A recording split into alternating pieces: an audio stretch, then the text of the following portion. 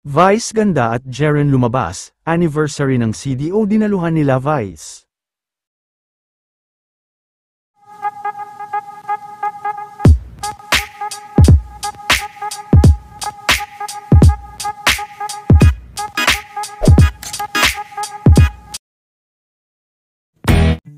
Matapos ang showtime kanina, ay panibagong event na naman nga, ang pinuntahan ni Vice, dahil special guest ito sa ika-50th anniversary ng CDO, kasama rin ni Vice ang Fem Manila sa kanyang performance. Super proud din si Vice sa naging performance ng Fem Manila sa Pilipinas Got Talent. Samantala, lumabas naman si Vice ganda kahapon kasama si Jeren.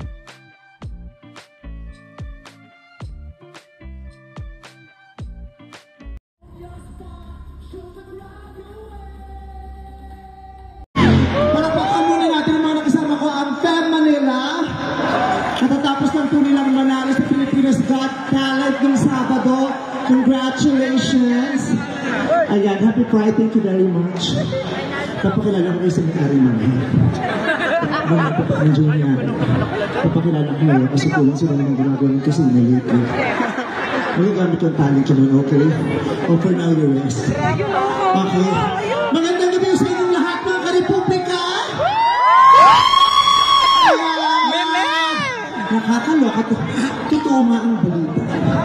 Nang gaganda at ang pupogi ng mga taga-Republika ng CDO.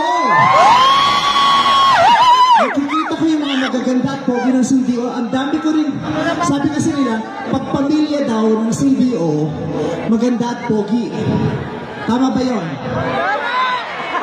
So may mga nakikita akong dayo. Hindi talaga taga rito. Charot, ayan.